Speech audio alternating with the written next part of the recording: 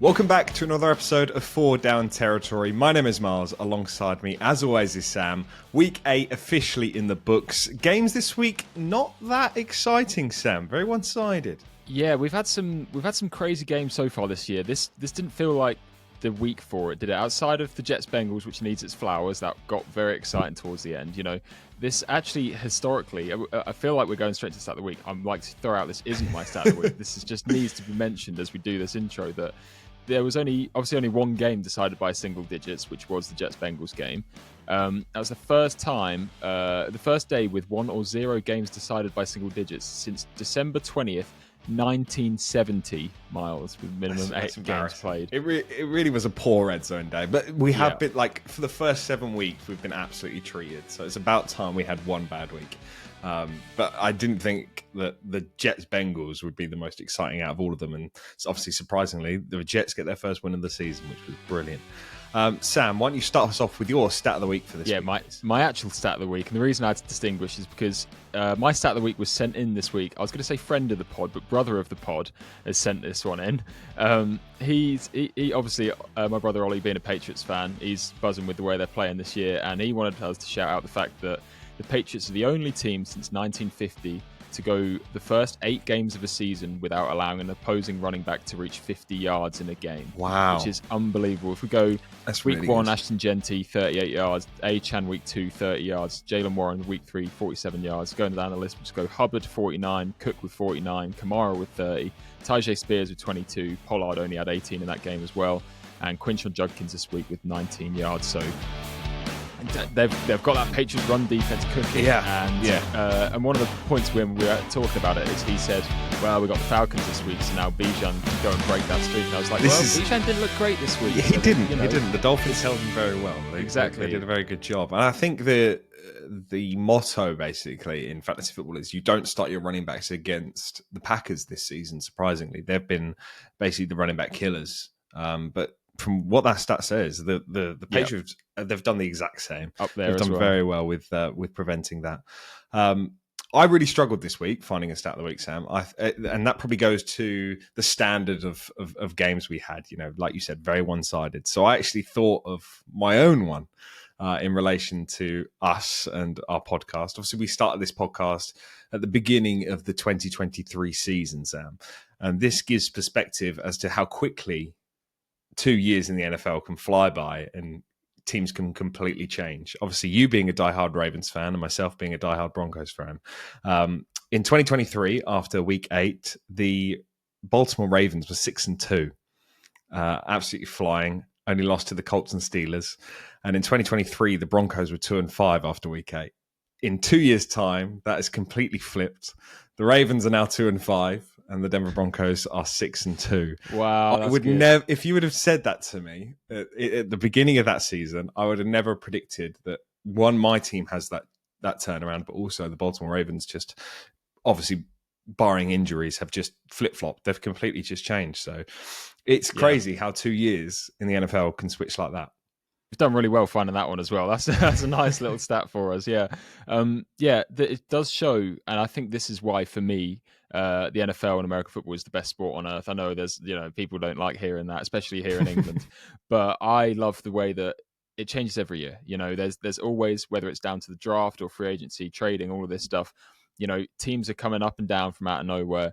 And, looking at Denver specifically, all it takes is hitting that first round QB and getting yourself a nice stable piece in the quarterback room, having a good relationship between your QB and head coach, and then just filling in the pieces around. And that's why the Broncos have turned it around. We look at the players they've got now, that they're not that 2-5 team from, it was 2-5, you said. 2-5, yeah. Yeah, from 2 years ago. So nice to see that things have switched. Hopefully, it's not that nice to see what switched with the Ravens, but hopefully. Well, I'd like to preface that the Broncos after that went on a 5-game win streak. So hopefully the Ravens could do the exact same, probably do better. It's funny you say that because that's the big narrative going on for the Ravens right now is that I think our next 5 games are against teams under 500. There you go. So I think it's 3 of them on the road, but this is the time for Baltimore to change the season around. Obviously, things tailed off of the Broncos that season. Russ ended up getting benched, then obviously released after that. So hopefully the same doesn't happen with Lamar Jackson. Yeah. Oh my gosh. Hey, don't put that thought in my brain. Oh my God.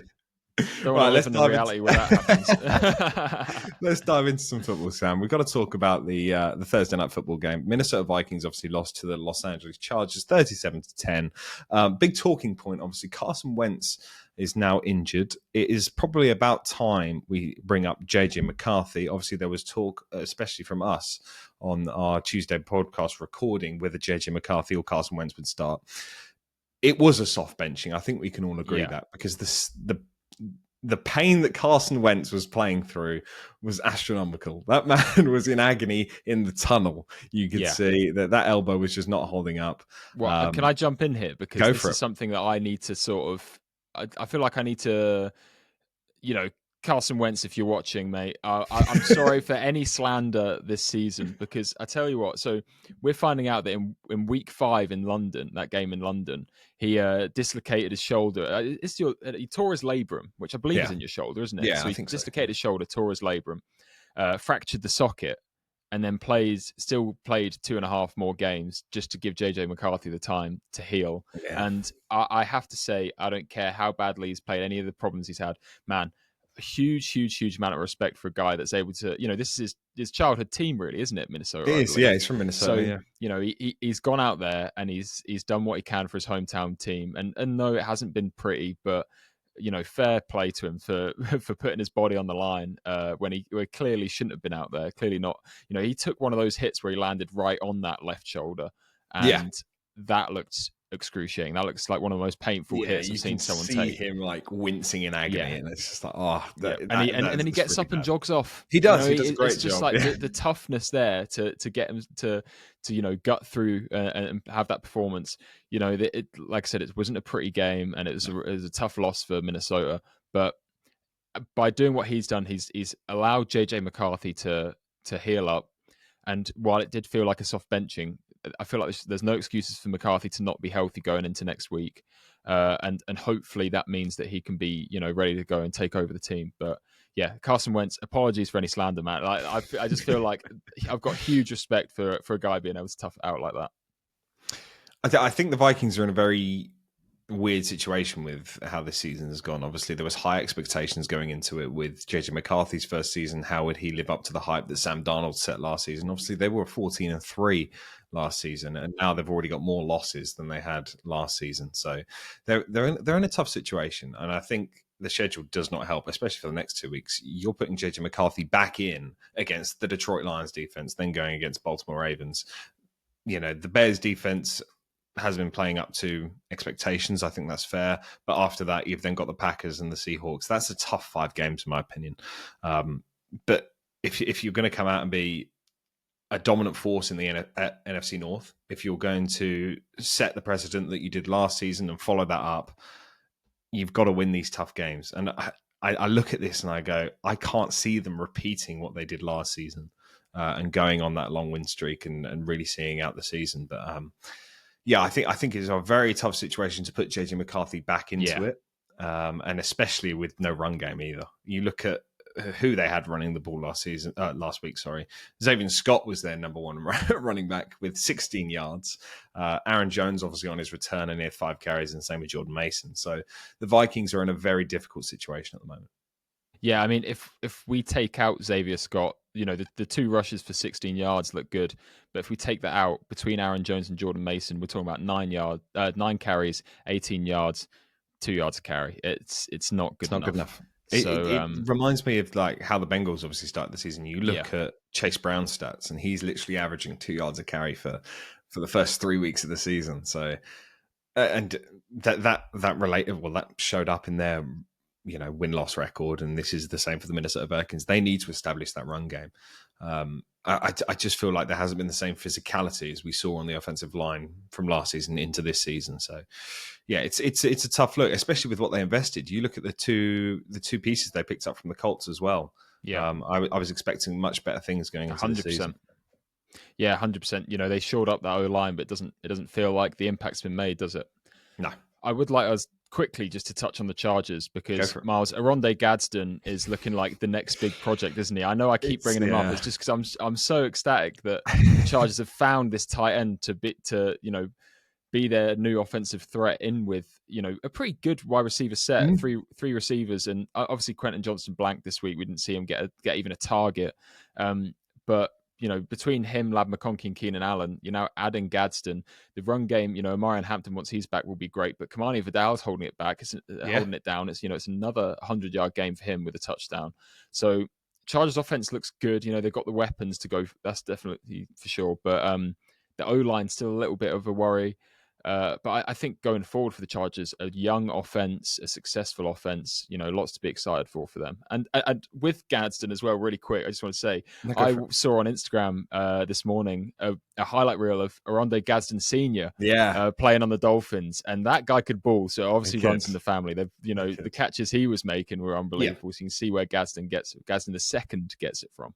It's really impressive what the Chargers are doing, especially with how banged up that offensive line is. I think that's what needs to be, repeated. They're doing a fantastic job on offense, considering the injuries. Justin Herbert, obviously, balling out. And you even look at, obviously, the Commanders game, right, he threw 2 interceptions, but it was still absolutely dialing the ball up. He did very well that game.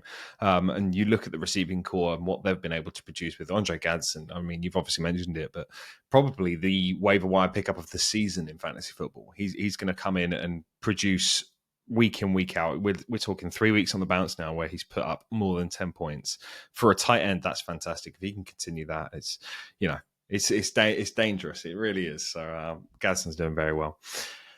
I need to hold my hands up for the next game because the Miami Dolphins won. Miles, we need to. Hey, I think this is the thing, right? We do like to dish out a bit of slander on this pod, whether it's players or teams, and we've been very, very harsh on the Dolphins. But we will always admit when we're wrong, or when Yep. when a team / player can prove us wrong. Slice of humble pie. The Dolphins and Tua really did prove us wrong, and I'm happy with that. It's nice to see a team prove that they are, worthy of competing in this league. The Falcons are so wishy-washy this year, aren't they? Going whether they want to get blown out by the Panthers or beat the Buffalo Bills. Now they want to go and look rubbish against the Dolphins, who, 4 touchdowns for Tua. Oh man, I think even with a gammy eye as well. Exactly. He did such a good job. Whatever was wrong with him going into this game, he wore a visor as well, right? A tinted visor or something like First that. time he's done that, I don't think he's done that before, and now he's playing really well. Maybe he needs to start doing it every single game because something went well for them. If Tua sticks with the visor for the rest of the season, my agenda might have to go because you go 20 for 26, 200 yards, 4 touchdowns against what we thought was actually a really up and coming strong secondary. You compare this Falcons defense to the Falcons defense in week 2 when they lost to the Vikings. They are 2 different teams. They look completely different. Not applying pressure against Tua. The Miami Dolphins offensive line did a great job. Obviously, D. Alford was the only one that got the sack, and that was that's a corner coming down to make the play. Yeah. So you're talking players like James Pierce just not applying any pressure. Jesse Bates, I've said too many times now, like he was my number one for so long, and he's definitely had a drop off this year. It's quite clear to see that. You really saw it in the 49ers game and even in this game as well. I was expecting big things from this secondary, obviously with those rookie safeties coming in, obviously AJ Terrell at corner as well. It just hasn't turned out the way I expected. And Bijan Robinson fumbled the ball. Like, this is something we do not see very often. The Falcons definitely just had a blip, I feel like, and hopefully they come back firing next week. Yeah, bad day at the office. Well, I was going to say offensively, I guess defensively as well for the Falcons. But on the offensive side, they clearly missed Drake London. Darnell Mooney was supposed to step up in his place, and he was, getting added on every fantasy team in every league. And a lot of people were disappointed with 1 catch and 11 yards. But like we said, run game, Bijan didn't produce, and it all comes back to Kirk Cousins coming in at quarterback. Who, I'm really, really disappointed because I was really hoping we were going to get to see vintage Kirk coming back and just having a nice, I could see it before the game. I was thinking, 3 touchdowns, wins the game, got the crowd swag surfing in the 4th quarter and stuff like that. Yeah. But it wasn't to be. But I think on the subject of Kirk, he's still open to trading out of the Falcons for a quarterback opportunity. And we just talked about Minnesota and what's going on with JJ McCarthy. It almost feels like, a reunion could be on the cards. There's obviously so much so much background context, especially when it comes to his contract, which is going to affect the teams that are going to want to go after him and like the draft capital involved and all of that stuff. But I will say, there's an opportunity for Kirk to go back to Minnesota, where he realistically wants to be. Right, he loved Minnesota. Not Yeah, just yeah, he like did. ignore the football. Like he loves living in Minnesota. He wants to be in Minnesota as a place. So he gets an opportunity to go back. I wonder if he's even sold his house yet. He probably still has it. Well, so it I don't know if you watched the quarterback series that Yeah, was obviously last season, I'm and trying to Kirk remember was what they saying said about it. they're going back home. They went back to that Minnesota house and they That's show right. it Yeah, all and things. So he obviously still has the place there. yeah, And it's surprising when I was thinking of where Kirk Cousins could get traded. Teams like the Raiders were coming up to me. The New York Jets were coming to mind, and teams that could do with an experienced quarterback to come in and just hit the ground running. And obviously, Kirk Cousins didn't do that this week when he came in, but short week for them. It hasn't been having regular first team reps. Kirk Cousins isn't going to perform at the standard that we expect Kirk Cousins to. But now looking into it, if you put him into that Minnesota Vikings offense, I hate to say it because I want to see JJ McCarthy play, and I almost feel like we need to see JJ McCarthy play a few more times. But trade deadline's getting closer and closer. They're not going to have that time to make that decision. So you've probably got 1 week of JJ McCarthy, and if it's not up to scratch, I wouldn't be surprised if they just give him a call, just see what the value is at yeah. for Kirk I mean, Cousins. I reckon they might have done already. You never know, really, Yeah, do you? yeah. What goes on in the background? But They've been open about getting an exactly. experienced Yeah, backup, yeah. as Carson Wentz is now out. So Well, they yeah, it need could to, happen. don't they? Because high ankle sprain for JJ McCarthy. That's like very easily re-injured. Something that can get aggravated from like the slightest hit, roll, whatever. And it's something that's going to be nagging at him for the entire year. You don't just heal a high ankle sprain just like that. He'll be probably playing through pain for the next few weeks, rest of the season. So yeah, having a good backup is necessary. And if it's Kirko who knows the offense, has a great relationship with all of them, so it's all the same team, really, isn't it? It's still It Kevin is O'Connell, it's just still a few new rookies, Jefferson and exactly. Addison. I think it'll be very cool to get him back there. It would be big Kirko chains back in Minnesota. Yeah. Right, let's move on, Sam. New York Jets with an amazing comeback against Yeah. the Cincinnati Bengals. We've already had like three, is it 4 15-point comeback games this season already? I think this might have been the fourth, yeah. Or This is maybe the this was the fourth, fifth. yeah. I can't remember, yeah. But New York 39, Cincinnati Bengals 38. Justin Fields leading a comeback. Breece Hall throwing the decisive touchdown. We need to talk about Breece Hall because before this week didn't have a rushing touchdown throughout the season, and this week goes for 133 yards and 2 touchdowns. Hell of a performance from him. Is it time? Where are you ranking Breece Hall for rest of season? Is he in that upper echelon? Like, I want him on my team for the rest of the year in fantasy. Are you just sticking with your top 10 guys? Does he creep into top 10? So I'm honestly not a big Brees Hall believer still. My personal uh, opinion on him is, and especially where it came from this game, was very much good a good matchup. Yeah. They had the Bengals defense, which is I think 32nd in points given to running backs, and I think this was always going to be a big. I know there's no guarantees, especially in fantasy football, but this was one of those matchups that you highlighted and you said, hey, Brees Hall's a guy you want to start this week because there's a good chance he goes off. And Yeah. obviously that was the case. And especially it helped having Justin Fields back to then take away, like we saw in London, we kept saying when the Broncos were just like, no, Fields hand the ball off every time, no option plays, Yeah. no QB runs. And that's why Brees Hall was getting his touches. And, I think we saw it a bit this week against the Bengals. I think matching up against other running backs, I think there's a higher ceiling than a lot of those mid-tier guys. But the problem is the consistency. I think, Exactly. it just depends what defense he's coming up against. So, Yeah. Yeah. like the Browns next week, hey, That's if I tough. was someone who had Brees Hall, who just had this big game, I'd be thinking, could I trade him away before Yeah. he has the A Browns? And little then the week flip. after, it's the Patriots, who we've literally just said, the Patriots are holding running backs to under 50 yards. So, they're the kind of matchups where I look at Brees Hall and I say, hey, I'm not entirely sure that you're the guy to go and score big in fantasy against those teams. But I think he's definitely a low RB1, maybe high RB2.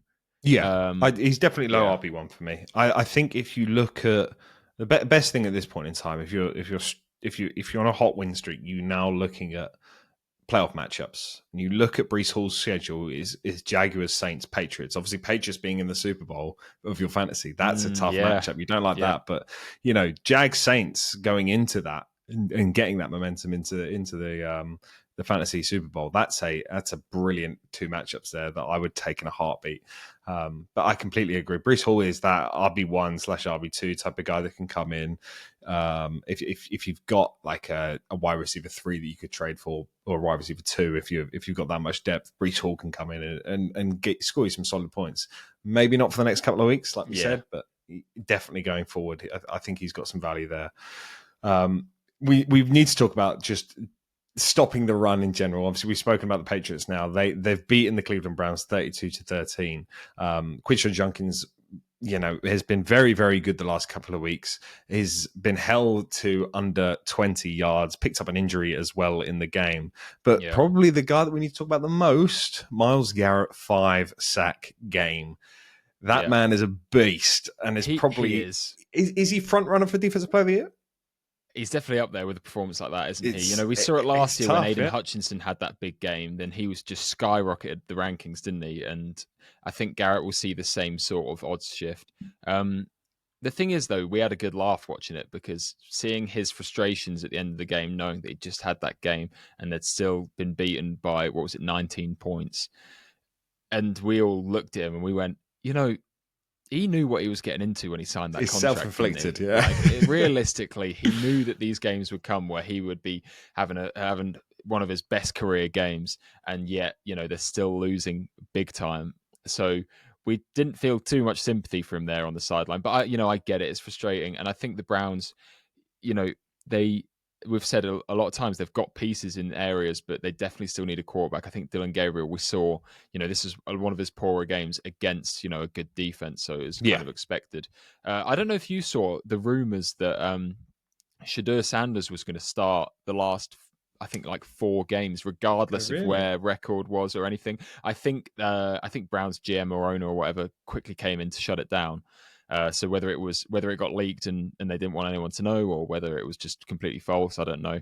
But it was interesting to see that, I think if that was the case, give him some reps, because I feel like with Gabriel, I think he's still a rookie, still young, so they definitely need to give him the time and know what they've got in him. But with Shadur, at some point you've got to find out what you've got with him. And I think about like what the Patriots did last year, where Joe Milton came in for that Week 18 game. Next thing you know, they flip him for a draft pick, and they've made a profit. It's a good idea. So I think they've got to think about whether they can give Shadur a little trial period, or like a show off period to the rest of the league, and say, hey, we don't want him, because clearly they don't.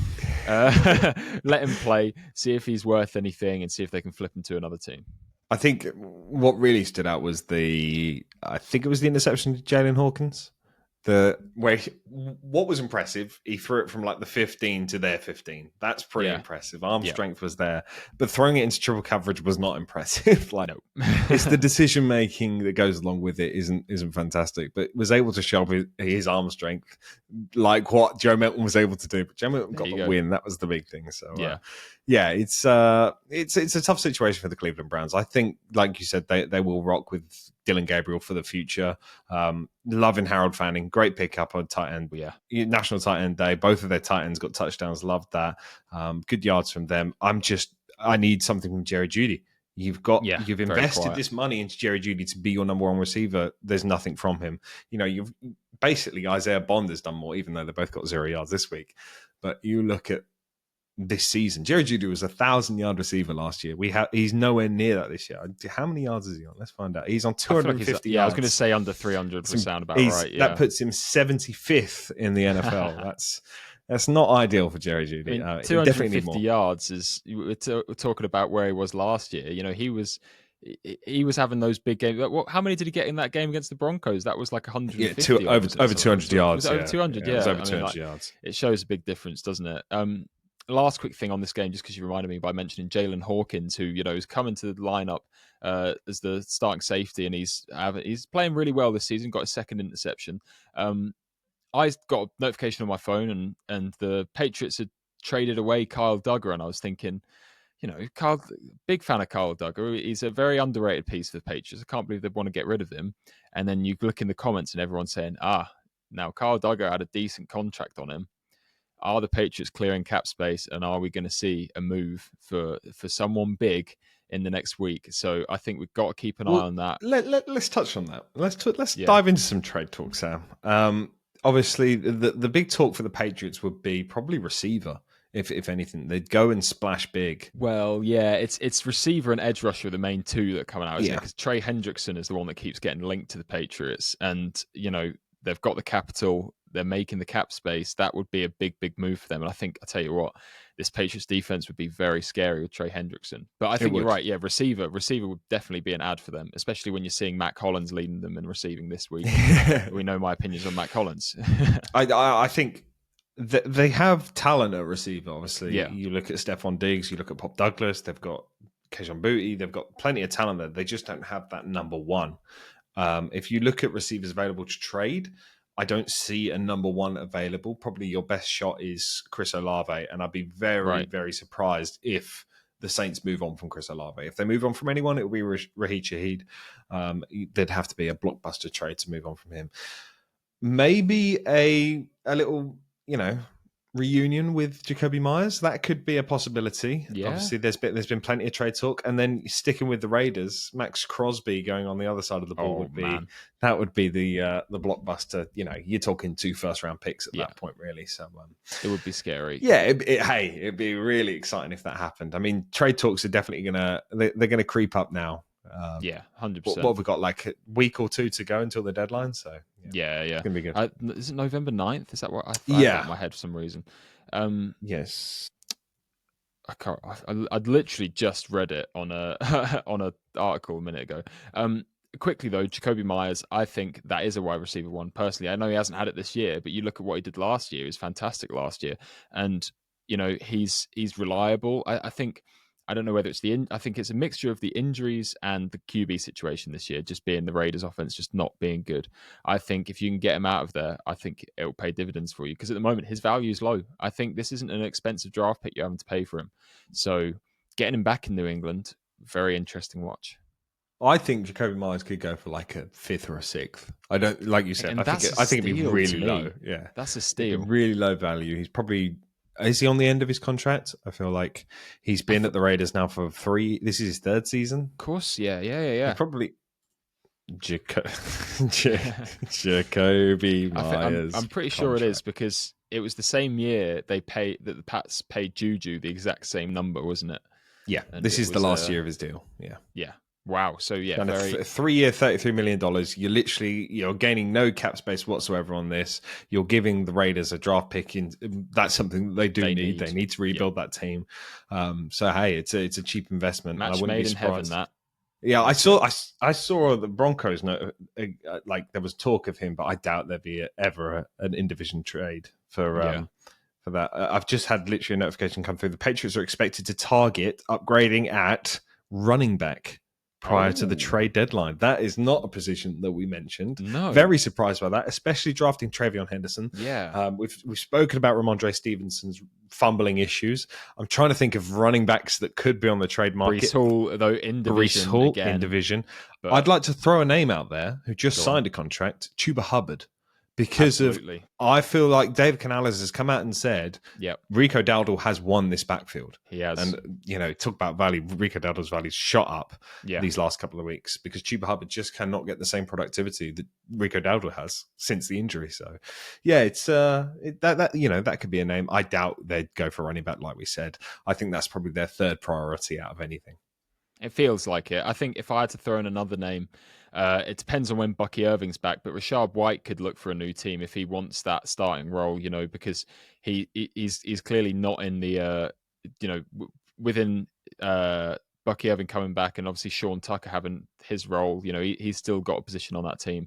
So maybe if Rachaad White wants some more snaps, he would be interested in leaving. If you look at the last couple of weeks as well, Rachaad White's been playing quite well. It's just this Saints game. He had a down week, but right. That's enough Patriots talk. We've definitely hit our quota for this season on Patriots. Eagles Giants next, Sam. Eagles Giants. Big news going out of that game. Cam Scatterbo dislocated ankle out for the Devastating. season. The reaction says it all from every team member.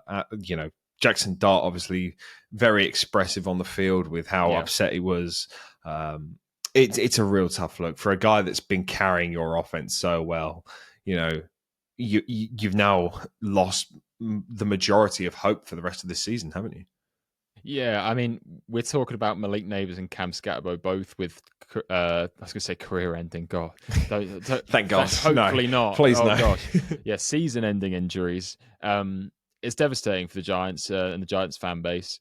But hopefully they'll come back next year and we see them, bringing excitement to our TVs every Sunday because the Scatterbo's just been so awesome to watch, and I was just absolutely devastated to see him get injured. And he was great against the Eagles 2 weeks ago, wasn't he? So it was a shame to see it happen, but he was. Hopefully the Giants can overcome it. Tyrone Tracy back as the starters. It's interesting to see how that shifts the offense because obviously while he was the starter in the early weeks with Russ at QB, he didn't really have any sort of production. So whether he can find production with Jackson Dart, that remains to be seen. Jackson Dart obviously opens up the playbook a bit more, so we could see a few more opportunities, like read options, things like that. But I do feel like this is, I'm not expecting similar numbers to Cam Scatterbo from what he got earlier on in the season. Look on the other side, Philadelphia Eagles completely struggling with running the ball. They now have 2 100-yard rushes in the same game. Saquon Barkley, 150, Tank Bigsby 104. Brilliant turnaround from them. Something they've needed all season long. About time they got the run game going. Yeah, 100%. This needed to happen with, what we'd said, I think, was it last week, 2 weeks ago, where Saquon, we wanted to see those numbers that he got last year. This is more like we should have known he'd do it against the Giants. I feel like he's always fired up to play in New York. But obviously he left the game with a groin injury, didn't he? So it's interesting to monitor that and see whether Tank Bigsby will be starting in his place if he's not able to. Well, they're on bye this week, aren't they? They are. The Eagles, aren't they? So it gives them a rest for Saquon. Yeah.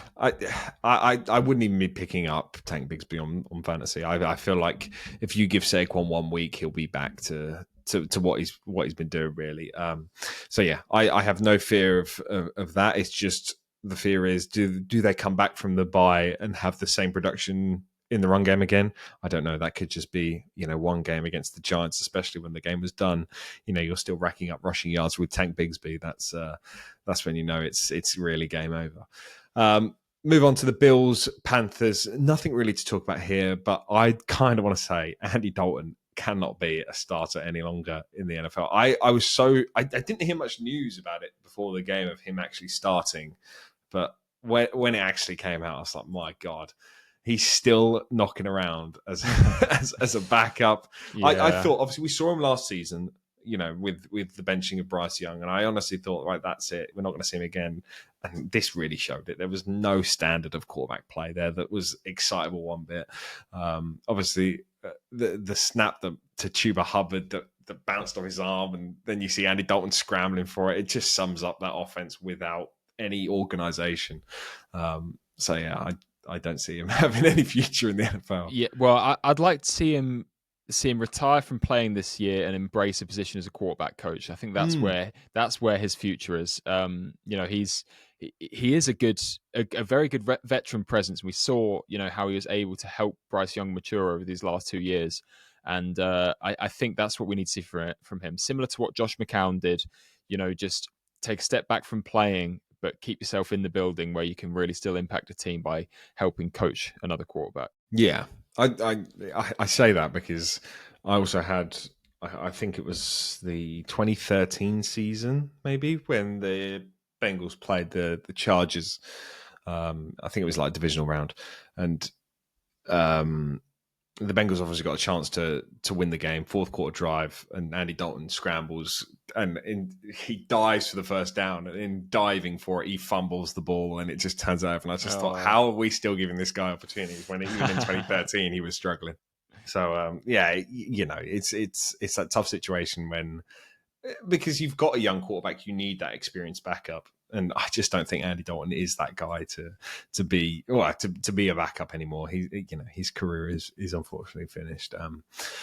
But yeah, But Bills, on the other hand, James Cook flying. It's about time he had a game like that because I think so. I was just going to say earlier we said it. about the Dolphins and how we need to eat our words on the Dolphins.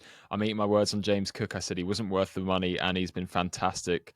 So huge game from him, 200 yards, and just the speed to break away these big plays is what's really impressing me.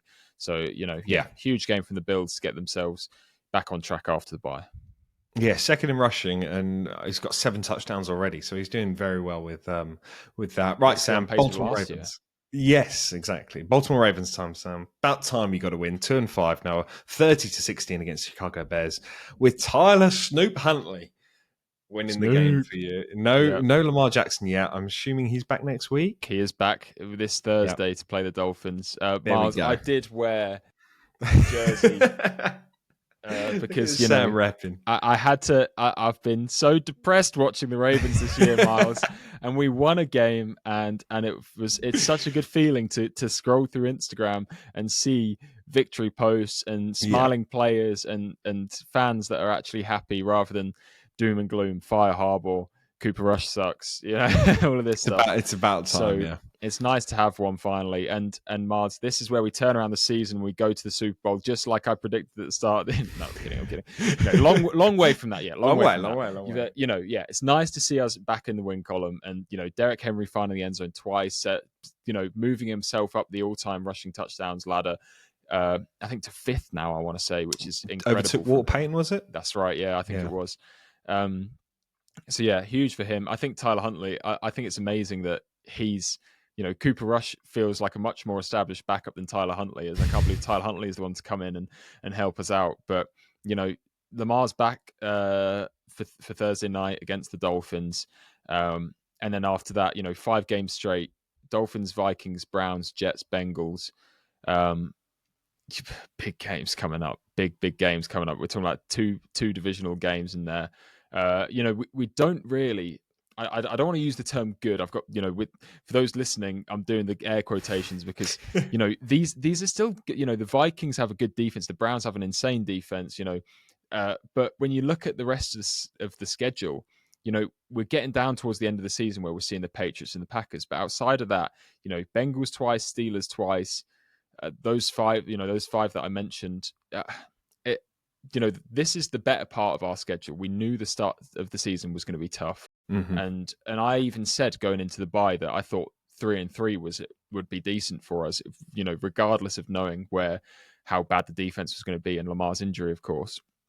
So it's been doom and gloom, but there's a positive little soul within me that's holding out hope that we can make the playoffs as a what would we be? It would be 12-5 at this point, wouldn't we? Yeah. And division's still open for us. The odds have flipped again. I don't know if you noticed. We talked about the odds a couple of weeks ago. We're back to the odds-on favourite for winning the North. It helped us out. Obviously, the Browns, Bengals, and Steelers all losing.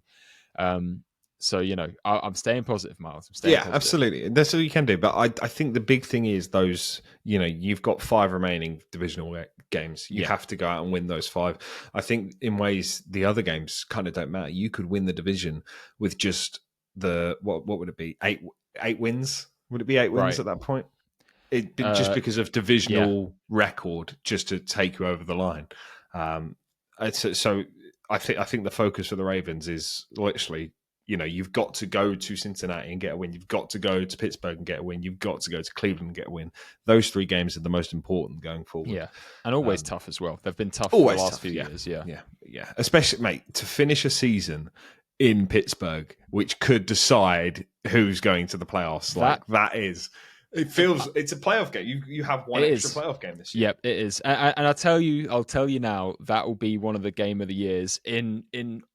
Oh, I hate that I'm going to say this, but I don't know how else to describe it. The aura of the game will be. You know what I mean? It'll be a game of the year, and then the game will start, and it will be like 13-7, and it'll be defensive football, and that's all. You know what they'll do? They'll like every game. Obviously, the final game of the season is obviously played on Sunday, and the divisionals at the same time. But they'll do what they did last year with the Vikings Lions, wasn't it? They'll make that the Sunday night late kickoff game, just to really milk it. Yeah, it's a guarantee. Also, I hate to say I told you so, but it was never Cooper Rush. It was always Tyler Huntley. You have to have Yeah, an athletic quarterback in that offense give for me it to Snoop. work. And Love it. and Snoop was absolutely the answer. We'll move on, Sam. The Niners lost to the Texans. I think, did we both go Niners as well in our predictions? I think I went I Niners. think I went Niners Yeah, too. Just banged up. I still have no fear. If you look at that first half was agonizing to watch as a Niners fan because nothing was working for them. I think in total they they literally had like what was it 60 yards of offense and that was their score in that yeah. first half, wasn't it? Well, and it wasn't just that. I think the biggest thing we noticed from the game was the time of possession. You know, the Texans just absolutely ruled it. I believe I haven't seen the actual stat, but I've heard that it's historical levels of It time of was. possession It was control. like 4 or 5 minutes in that Yeah, first half, and I yeah, couldn't believe that was a thing. But it was such a quick drive to get the score in the first half, and then the Texans dominating the rest of the half. But you know, this Niners defense has been played up to be so good, but you're allowing Woody Marks and Nick Chubb to run all over you. Every Woody Marks run just felt like it was going for 10, 15 yards, yeah. despite it being like consistent, like 2, 3, 4, 5 yards. There was just the one break off for 23. But every run of his or every catch of his just felt like massive run, chunk play. And that's how the Texans won the game. Yeah, at the end of the day, it comes down to how many pieces the Niners are missing on that D line. Like, Yeah. obviously, I think if one thing makes me sad, it's the knowledge that Nick Bosa could have had a career day against this Yeah, Texans O line, exactly. and instead we were seeing Stroud with a clean pocket nearly every play. You know, Stroud wasn't sacked. You know, No, I like this is just unbelievable that's for what agonizing. we've Yeah. seen this year. We're talking about 2 QB hits from the Niners all game. You know, Stroud has been under pressure. The O line's been letting people walk through. Here's the red carpet. Go attack our quarterback. And this week, you know, the Niners just they couldn't get to him, and that's why the Texans look so good on offense this week. Also, Texans' third down efficiency. I felt Yeah, like every third and long they were converting, and that annoyingly, I picked the Niners in my ACCA, and they were like +2.5. I thought, oh, that's free. Like they're easily going to win this. But when the Texans had the ball, it was like 3rd and 10. I was like, right, good stop here. Conversion, 3rd and 12, yeah. conversion. I was like, oh my god, how are they getting away with this? So yeah, it was a really tough watch there. It's even for the neutral. We'll move on, Sam. Bucks. We won't touch on this long. Bucks beat the Saints 23-3. Big news for the Saints. Obviously, they are saying they're going forward with Tyler Shuck as their starting quarterback. I feel bad for Spencer Rattler. He was Yeah, able I to do. get the win. I really like what he was doing. It's just, I almost just feel like it's the pieces around him. Tyler Shuck came in the game, and I wasn't even impressed with him. Yeah, I feel like you should stick with Spencer Rattler. I have no faith in Shuck going forward. It feels like an acknowledgement that this season's over, which, you know, we kind of knew a long time ago, but it feels like an acknowledgement that they'll get more out of seeing Shuck get some Absolutely, they reps will. Yeah, rather than, you know, I think Rattler, there's nothing really to say that Shuck's the better QB than Rattler, but I think what they're saying is let's give Shuck some reps mid-season. They might come back to Rattler. They might, you know, let Shuck see out the entire, because we're at that halfway point really now, yeah. aren't we? Mm-hmm. So I think that's probably the decision that's been made, so that they can see if they have something in Shuck going forward. Uh, you know, for the rest of well, I was going to say the rest of the season, but going beyond that as well, and whether they need to go invest in another new QB at the end of the year if neither of them can hold it down. It's a tough situation with the Saints. I think the first thing they have to do, they have to sell their key pieces this season. They need to cash in on one of the receivers. I think you either, if I'm the Saints, I'm selling Rashid Shaheed and I'm giving Chris Olave a big contract because he is Yeah, a vital piece to this offense. You've yeah. already secured Alvin Kamara, and then if you get Chris Olave, you're sorted there. I do feel like they need to strengthen tackle. Obviously, they lost Ryan Ramchick. They still haven't found a replacement for that. And for any team to succeed, you need a decent offensive line. The Saints don't have that, do they? Well, this is the thing: is I do agree with you, but at the same time, we're talking about 2 first-round picks True. at the tackle spots. Kelvin Banks Jr., who they picked this year, and Talie's Fuaga, who they picked last year. You know, Yeah. they've done the exact same thing the Jets did, where the Jets went and got Olu Fashanu and I'm blanking on it now, Armin Membu. I remember. So we're talking about, you know, they've both had the same draft strategy where I was a huge fan of it, and I said, Yeah. hey, you know, we're talking about 3 to 4 Secure that years now offensive line. of rookie deal tackles who are going to shore up against edge rushers. You're going to give your QB some protection, and then they can build outwards from there. And you look at the Saints, and you're thinking, hey, you almost want to say, let's get a more productive tackle, but I don't think they have that option now. You've invested 2 first-round picks. They've got to see it out. They've got to coach them up and improve them. I completely agree with obviously the 2 first-round tackles. I wouldn't be surprised though if we see one of them kick to guard. There was a lot of talk of, especially Fuaga was 100%. There was talk of this year's tackle group, a couple of them being kicked to guard, even going into, like you said, Taloise and Fuaga, a few guys in that class were, ticked to move into guard. Yeah. So there could be the opportunity for that. But, the Saints have got plenty of time to figure that out. So, yeah, huge room for... Go for it. Yeah, you've literally just reminded me that even Kelvin Banks as well was marked as guard tackle on a lot of them. These draft profiles. So I think between them, they were both that sort of guard tackle. So they weren't really true tackles or seen as true tackles coming out of college.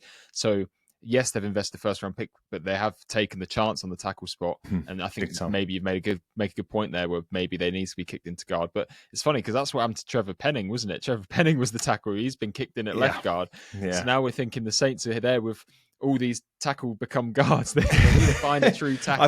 I feel like Trevor Penning was just the wrong pick in general. That's kind of the motto there. Hey, big shout out though from the Bucks. Sean Tucker, I'm now 5 random touchdown scorers. Sam, you're 0. By far the best we've ever done. So I'm gonna have to start actually thinking of mine rather than you need to go put some on time the fly. into it. Yeah, right, we'll move on. Broncos beat the Cowboys 44-24. Big thing for the Broncos is they were able to open up the playbook early. I think if they can do that consistently, they're going to be well in with success going for the future. Early touchdowns was the big thing. I was quite nervous, especially when the first pick went in, like the second play of the game. I was like, here's the narrative. They can't set the tone early in games, but securing those 2 early touchdowns. RJ Harvey, very, very good, especially in the air. Just some explosive play. J.K. Dobbins is very good at those consistent, 3 to 6 yard carries.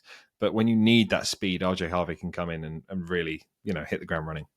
Yeah, I really like the 1-2 punches in the backfield. Dobbins and Harvey, they complement each other really well. And I think also when it comes to deception, Harvey, we're talking about those quick passes where they look so good at the quick screens, then using that deception to fake to Harvey when Harvey's on the field. And then on the flip side, faking runs with Dobbins where he's, so good in between the tackles and finding some space. So, a really nice 1-2 punch between the two of them there. One thing on the Cowboys as well, Miles, shout out Joe Milton for the garbage time touchdown to win me some money this week. Great throw, by the way. Great throw. It was an unbelievable throw. It was, and I needed the Cowboys to score 24 points, so it worked out for me. It's out very good. Very good. Happy that Joe Milton got his time. Dak obviously struggled coming up against the strong secondary, but Pastor Tan out injured now, expected to miss 4 to 6 weeks. That's a big loss for the Broncos. We'll move quickly on to we'll touch on the Colts. Obviously, Indiana Jones still flying, 3 touchdowns, no interceptions. Talk about Jonathan Taylor, 2 touchdowns, 150 yards. The offensive line, oh my God, it's just unbelievable. I saw a picture of I know. It was in quotations, the average person can't get 1 rushing yard, and it was the biggest. The average person with a broken leg could get 15. It was an unbelievable block or run play to create that open space for him. And Michael Pittman as well. What a catch for the touchdown! My goodness, that was an awesome play. This Colts team is legit, even though they have had a very easy schedule, but they're doing very well. I'm bought in. I want to see. I just want to get to playoff time. I just want to see how they handle that. I mean, hell, they could be a 1 seed. They could not even have to play in the wild card round, which is my thing. I keep thinking about, Colts are 1 and done in the wild card round, but they might not even have to play in the wild card. And then we're talking about home advantage divisional game. But then, we've seen historically those 1 seeds sometimes not be able to get going after that week off. But, the Colts, they've looked so well organized. They've executed. I think that's the biggest thing when it comes to the thing we see with American football teams is the best teams know how to execute, and I think Shane Steichen's done a great job getting this Colts in a position where they're going to execute on all cylinders. And I mean, like you said, I mean, the schedule was relatively easy, but even talking about that Rams game, they could very easily be 8-0 outside of those two mistakes that cost them that game. And now coming up, for the rest of the season, I'm seeing the Steelers, I'm seeing the Chiefs, the Texans, Jags, Seahawks. Tough games coming up. They're similar to the Ravens actually, where they've got that big group of divisional games because they've Yeah, got the Texans twice and the Jags twice. So, I think it's like their last 7 games really, really tough. So absolutely. that we're going to see them really have to gut it out to get into the playoffs and see if they can secure the 1 seed. And if they do, mate, Colts to the Super Bowl. I feel like it's It'd be really on awesome. It would those be really cards. cool. It would be really cool if Daniel Jones completely turns around his career and Yeah. has the fairy tale story. I just really hope that what the only team I can really compare this to is that what was it, that Steelers team that went 11-0 Yeah. and it just crumbled. Yeah. I hope it's not that. Same. Yeah. Yeah, they're doing a phenomenal job. Packers beat the Steelers 35-25. Aaron Rodgers wasn't able to get the win over his former team. Took the Packers a while to get going, but once they did, fantastic second half. I said it like, what was it, week 5? Tucker Kraft, so damn good. He's so damn good. Yeah, I mean, you said in that episode that Tucker Kraft was the tight end in the league. I said he was he was the best tight end in the league, and I remember when you said that, and I went, "Oh, Miles, let's." I mean, I don't know if I can agree with that yet, but you know what? He's definitely top 3. Right. Yeah, he's 1,000% top 3, and I think saying that he is top 2, not 2, is absolutely fair enough. He's been absolutely flying. He looks unbelievable. No one can tackle him. He's sure-handed. His route running has been great. His blocking's been fantastic. Yeah, a top-tier tight end this year. The awesome stat was that of his 143 yards, only 21 of them was air yards. That's really cool. Is that right? How effective is he after the catch? That's what I thought it was always his best asset. You look at the way that he's able to separate against players. I think it's a fantastic job from Tucker Kraft. He's just so cool to watch. I don't want to go too crazy with the comparison here. I'm not saying he's Gronkowski. What I'm saying is that when Gronk started the game and in the first quarter, he had a little 3-yard drag route and he then bowled someone over, dodged a tackle and made it like an 18-yard gain. And the crowd gets nuts. They're fired up. Place is rocking. Tucker Kraft does this for the Packers, and he does this for Lambeau, where he's going to get teams, he's going to quiet down opposing crowds, he's going to fire up home crowds, and he's going to get the rest of his team ready to go to war. And I think he's a statement piece. I think outside of Micah Parsons, the best player the Packers have this year. Talk about that Packers receiving room as well, because Christian Watson's now come back from an ACL injury and really hit the ground running. 4 targets, 4 catches, 85 yards. Brilliant. Romeo Dobbs has obviously been probably wide receiver 1 for them through the season. Malik Heath come out of nowhere. There's just been this stud at receiver. You've got Savion Williams, who's I think probably best as a decoy, really. Gadget player, yeah. He's so electric. He's so fast. Matthew Golden hasn't really lived up to the expectations that we had at the start of the season. Jaden Reed's on IR. They have so many weapons, and I just feel like is it too many mouths to feed now for this offense?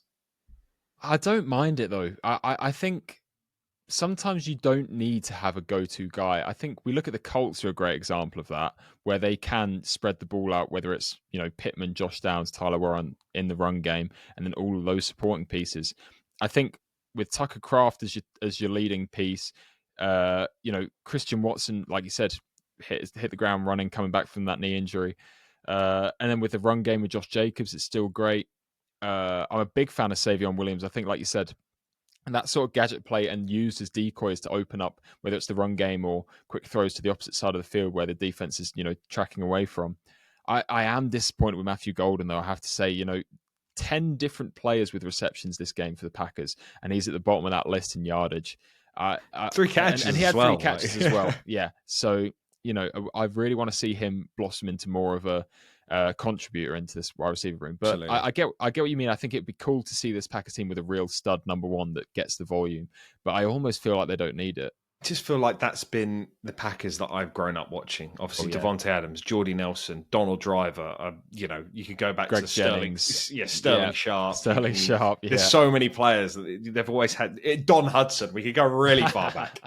They've always had a dominant number one receiver. I need that again. Is it Yeah. Tucker Craft? I'd be fine with it being Tucker Craft. But you've also got to remember they've also got Luke Musgrave. We didn't even mention his name. Mm. He's also a very good tight end. He's just Yeah. not going to get the same amount of reps that Tucker Craft is. Well, So. yeah, his biggest impact is in the blocking, isn't it? Really, Absolutely. in that run game. So they're great in those two tight end sets where Kraft can really threaten defenses through the pass game, and Musgrave is a force in the run game. Moving on, Sam, final game. Kansas City Chiefs win 28-7 against the Washington Commanders. This Commanders team is extremely banged up. I think that's clear to say.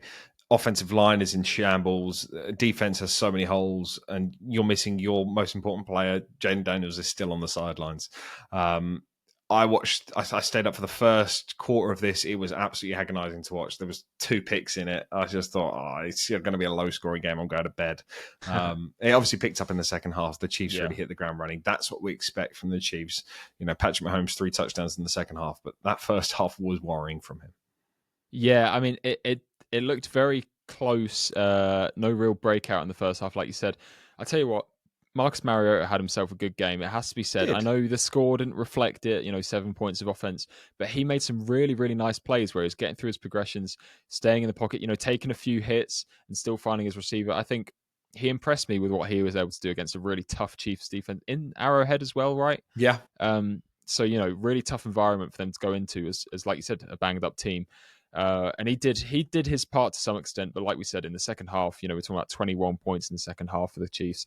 They really pulled it away. Mahomes is just showtime at the moment. He's unbelievable to watch, and I think one of the things that has made the Chiefs so annoying to watch over the last maybe 2 years is where they look like they're just gutting out these games, and it doesn't look as fun as the Chiefs of old were, where we saw Mahomes' first MVP season. This Chiefs Mahomes year is just as exciting as those old teams. Yeah. He's making plays all over the field. He's keeping players alive, rolling out the pocket, arm angle, finding players open. It's great to watch. And, Rashee Rice has come back in and picked up where he left off last year, where he was phenomenal up until that injury.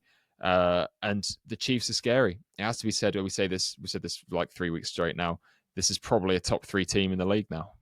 Yeah, it really is. You look at what Mahomes is able to do and play at that. He's number 1 for MVP at the moment. And Jonathan Taylor's having one of the best rushing seasons we've seen so far. So, yeah, I think the Chiefs are well and truly back, and I am fearful for the AFC West.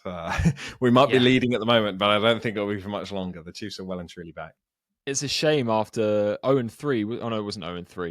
It was 0-2, wasn't it? For the Chiefs. Yeah. And we were sat there going, "Oh, here we go. Denver swoop in, Chargers swoop in. Someone's going to take this division."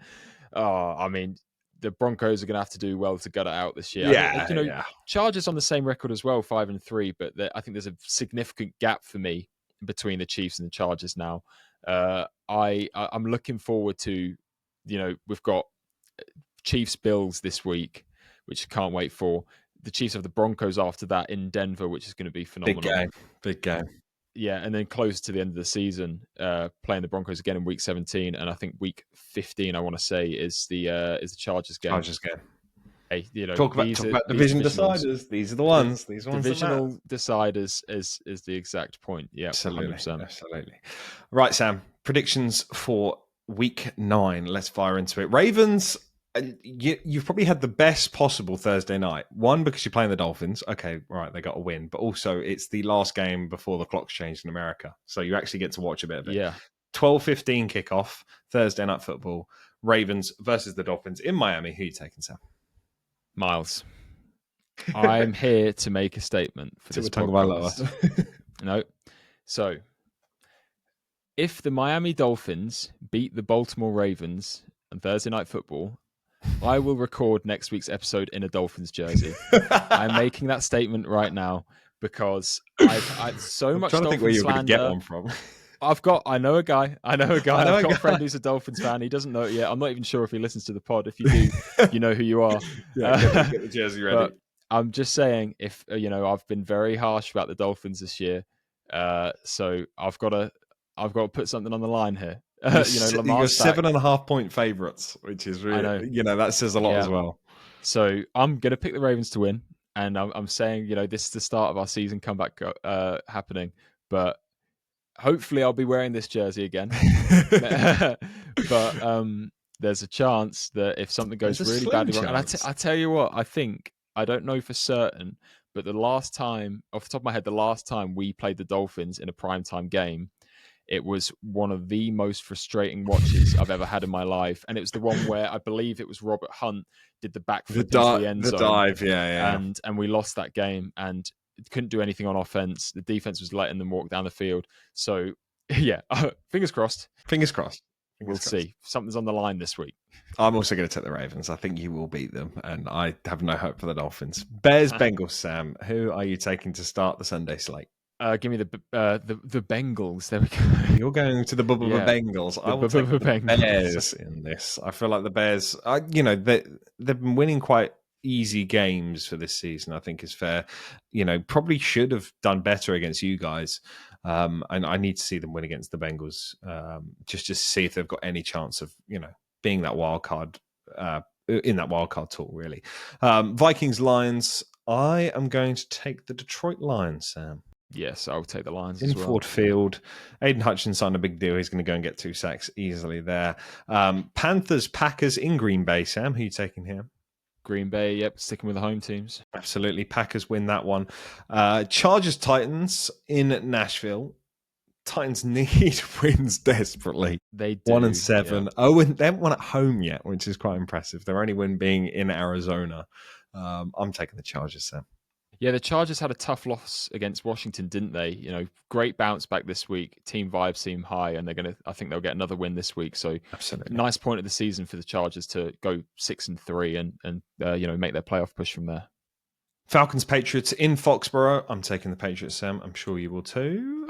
You know what? I really want to pick the Falcons on account of this, up and down rubbish that they've had going on this season. But I'm saying they're staying on the down. Very excited to see whether Bijan can get his 50 yards and break that streak or not. But yeah, I'll go with the Patriots. Niners, Giants, Sam, in East Rutherford. I'm going to take the Giants here. It's tempting, isn't it? It's tempting. Really tempting. I'm going to stick with the Niners, but I get it. I think is it Brock's return? That's another thing we didn't talk about. He's on the cards. He's on the cards, but I don't think we have. Well, he's not on the cards. He's on the Niners. Nice one. I think a return is on the cards, but I think a chance to play this Sunday. I don't think it's a long shot. We'll see how he's doing Wednesday, says Kyle Shanahan. So we'll see as the practice reports come out. Colts Steelers in Pittsburgh, big matchup for the Colts, should I say? Can they maintain the first seed in the AFC? I'm gonna say no. The Steelers get the win. It's a big game for both of them, really, isn't it? Steelers, both, looking in the division, and as we saw the power shift last week, so the Steelers need a win here.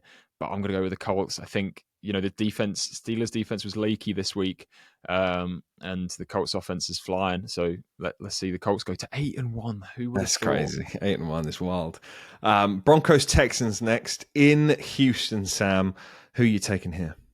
I can't work out this game whatsoever. I think the Texans defense are phenomenal. They looked a lot better this week offensively, but they weren't facing that Broncos D line. So I'm going to take the Broncos. I'm going to say CJ Stroud had a nice clean jersey last week, but not this week. I'm saying at least 4 sacks. I'm saying Broncos defense. I think a low scoring game. This could be less than 20 points combined. I wouldn't be surprised. I really wouldn't be surprised. Yeah. My biggest concern is no Pat Surtain, and if Nico Collins is back from his concussion, I am very fearful for this game. I don't think I'll be picking against the Broncos for the rest of the season because I'm the biggest homer known to mankind, so I'm taking the Denver Broncos. Jags Raiders. Wow, what a game! Really treated here to start the 9 o'clock slate. I'm taking the Jags in Vegas. Sam, who are you going with? Yeah, Jags need this coming off the bye, don't they? After that horrendous experience in London. Not wrong. You witnessed it firsthand. Saints Rams, another team after the bye in London as well. Rams for both of us, I assume. Yes, absolutely. Here we go. Back, I believe, as well. Yes, so great time. Big for fantasy too. Chiefs Bills next. What a game! Every year we get treated to it. It is the new Patriots Colts. It's Chiefs Bills. Who are you taking, Sam?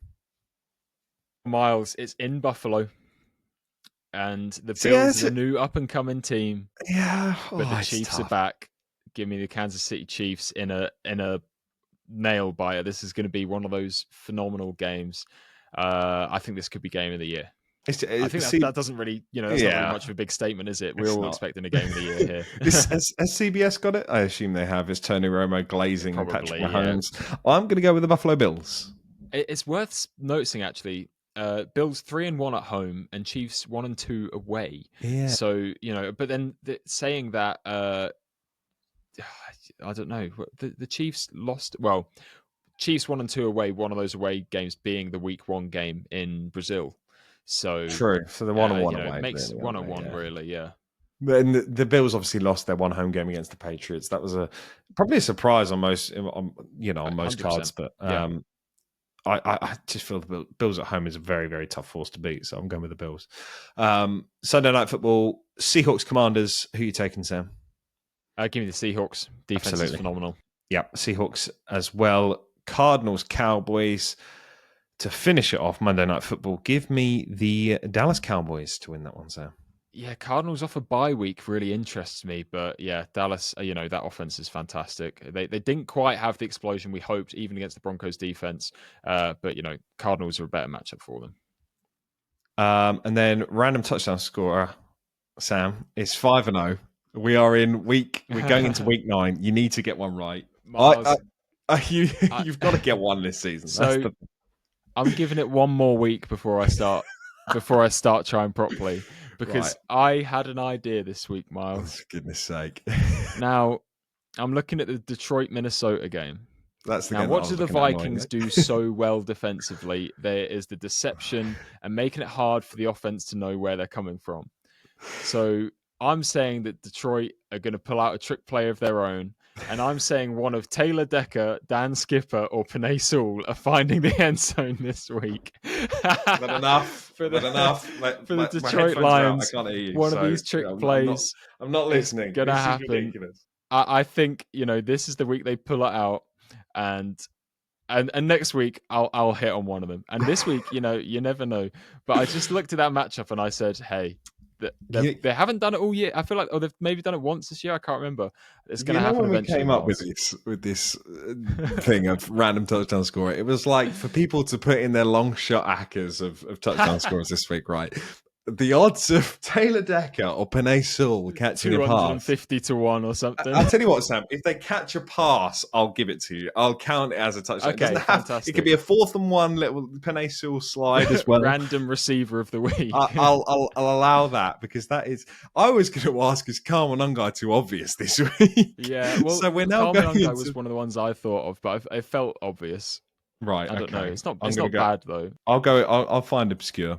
My thing with Mononga is I'll go same game as well. I'll go same game, because I was eyeing this up. I just need to check if he is healthy, because obviously you've done that before where you've picked a player that was on IR. I'll go Brock Wright. Is that obscure enough? Yeah, we'll have it. Yeah. Sam Laporta's obviously. What we're saying is, when it gets down to the goal line and they sub in that heavy package, we're all watching that game. We're all going play action, action, and then seeing who's leaking out in the back of the end zone, whether it's a lineman, whether it's the tight end. I'm really excited to watch it now, just to see who's in on 4th and 1. It's going to be quite exciting to watch. Oh dear. Right, that's the last time we ever pick offensive linemen. I tell you that for free. That wraps up this episode of 4 Down Territory. Thank you all for watching. Make sure you follow us on all of our socials, FDT_podcast, and we'll see you all in the next one.